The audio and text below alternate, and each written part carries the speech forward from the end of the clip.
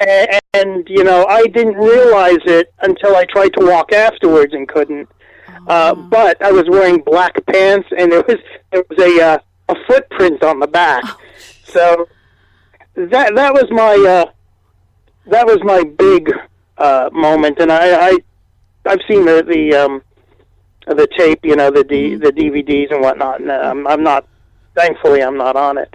But sometimes you take a fall around the ring, especially if the floor gets wet on the outside. Right. That's happened. Fans being sometimes the lovely human beings they are, don't let you forget it.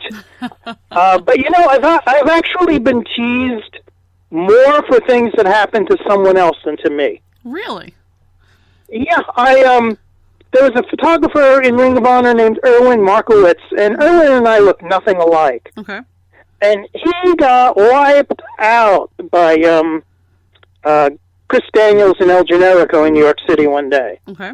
Broke his camera, the whole 9 yards. Wow. So, yeah, not fun. No. And I got teased for that. And it's like, dude, that wasn't me. And that actually happens more. I get it at a very quick glance. George DeHenis and I are about the same height. Mm-hmm. Yeah, so we sometimes get confused. Eric Rosen, although if you call me Eric Rosen, I'll probably have some derogatory words to say. There seems to be a type, actually, of short men around the ring. So, I often get confused with other people, which is, fine. I like my anonymity. That's funny. You're getting blamed and teased for things that aren't even your fault. That's Logic has nothing to do with pro wrestling. This is true. This is actually a fact, a proven fact, I'm pretty sure. So going from maybe an embarrassing moment, what do you feel is your favorite moment? Is there a moment where, you were taking pictures, there was a match or something that really made you that was your pinnacle, or you thought, wow, this is why I'm doing this? Yeah, sometimes it's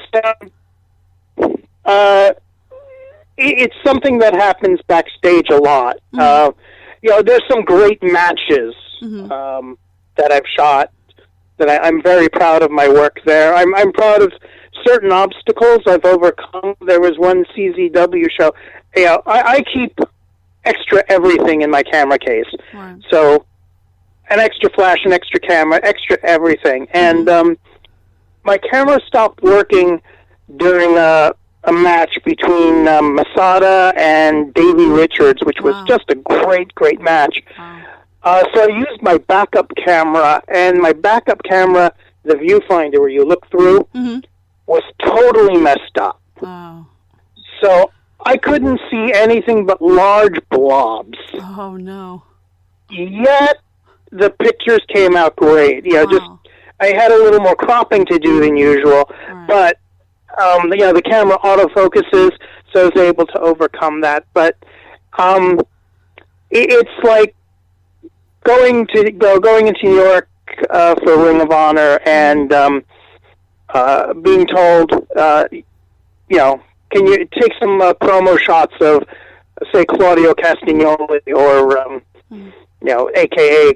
Cesaro or Tyler Black, known as Seth Rollins now, and being told, they didn't want to do it, but when they found out it was you doing it, they're like, oh, okay, no problem.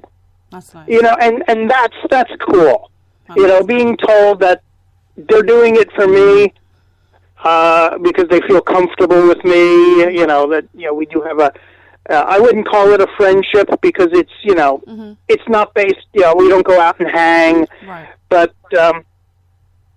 if someone would cross the room to say hi to you in the professional wrestling industry, that's a friendship, and it's really as close as you're going to get. Wrestling is a lot like being a police officer.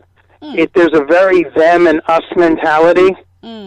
Yeah. And most professional wrestlers they hang more with other wrestlers. You know, the people who know what they go through can understand more than going on. Then they would mix with other people. I'm not saying they don't at all. Right. I'm just saying there's a fraternity. And as a photographer, we're on the outside of that fraternity. Right. And you know, it is what it is. So getting that kind of recognition where they take time out of whatever it is they're doing to do that for me, it's greatly appreciated. And you know, Tyler Black, some of the pictures we took, you know, not only became T-shirts and DVD covers, but you know, things that he's used, he's passed on to WWE when he was first hired. So, yeah, it's always nice to get on their radar. That's very, very cool. Now, do you keep, I mean, we talked about you have your online albums at the website.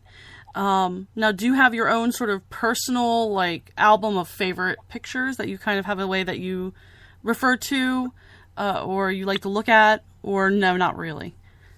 Not really. You know, if there's something particularly cool, you know, I may throw it on my Facebook page. Right. You know, yeah, I'm proud of that shot. Why not?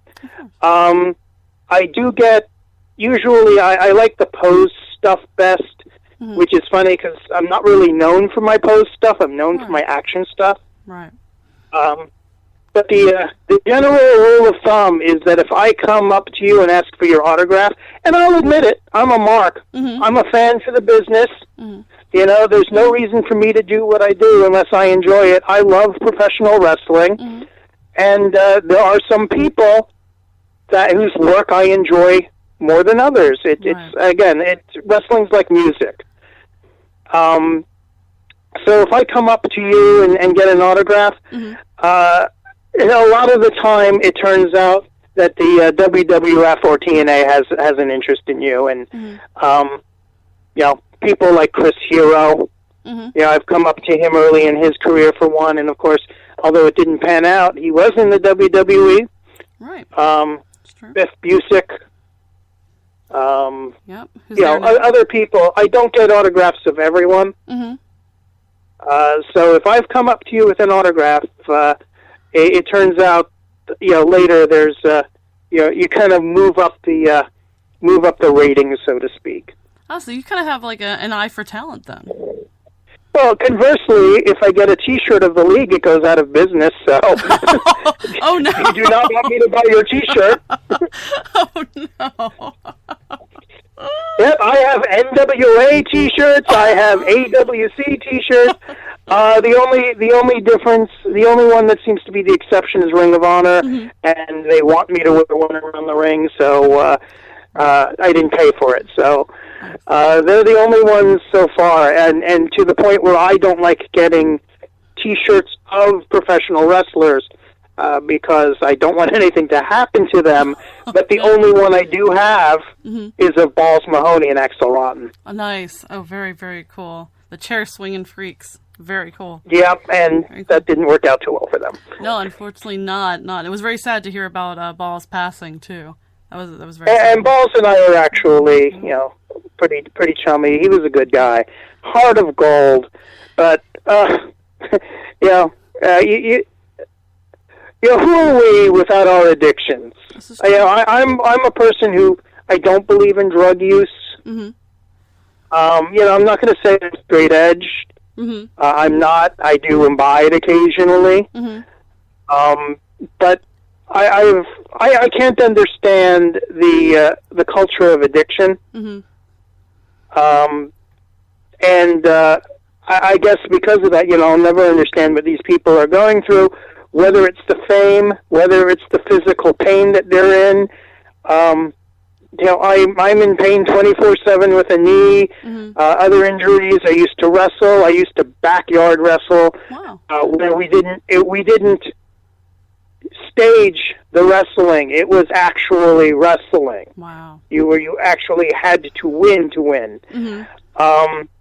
So, you know, there's dislocated shoulders, bad knees. I've got a medium kind of back problem, but when it goes out, it hurts. But yet, I've never taken anything for it, stronger than an Aleve. Right. And, you suck it up and you go. But then again, I've never missed a day of work on it, but I'm also not required to pick up 300-pound men and drop them on their heads either. Yeah. So it's sad, especially since a lot of the people we've lost after they've kicked the addiction, right. And the problem seems to be in the damage caused while they were using. People like Eddie Guerrero. Yeah. By all accounts, he was clean when he died, yep. And it does take a toll. And I see guys like Matt Tremont, who's just such a lovely person, Yes. and Wonderful. barely walk. And it's like to me, it's like, I know this is your dream, but you want to be able to pick up your kids. Right.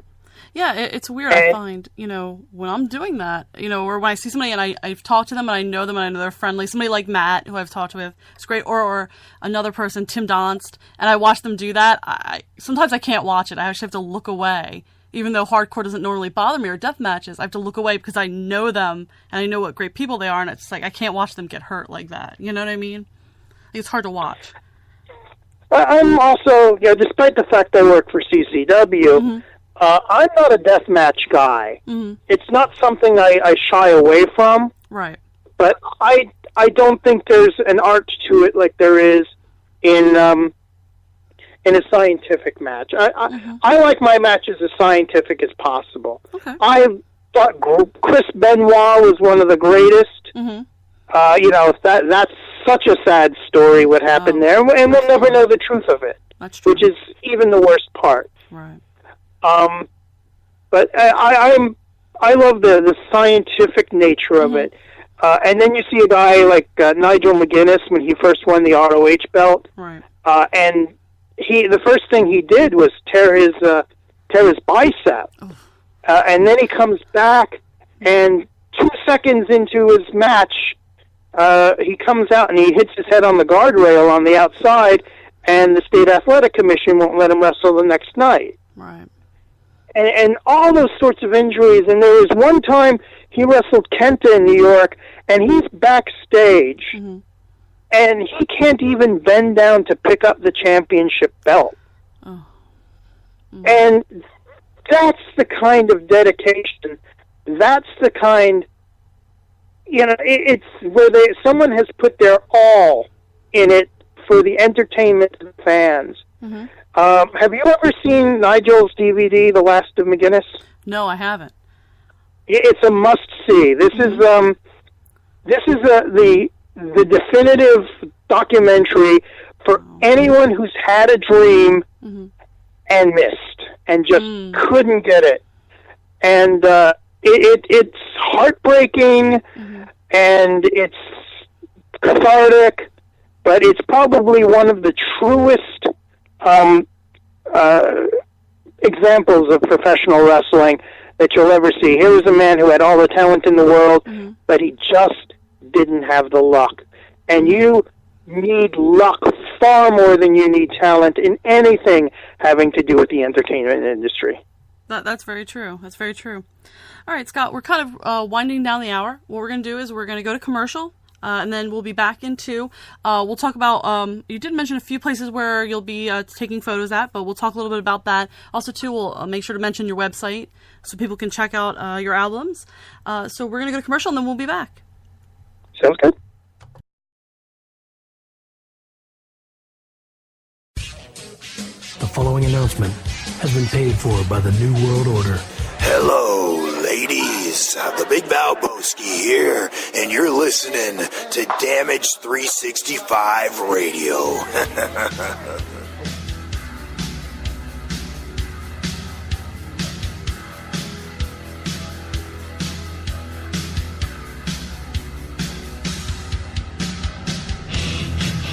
Finkelstein Wrestling Superstore, selling wrestling memorabilia from all around the world, including WWE, TNA, Japan, Mexico, and the very best of the independents. They've got action figures, DVDs, autographed memorabilia,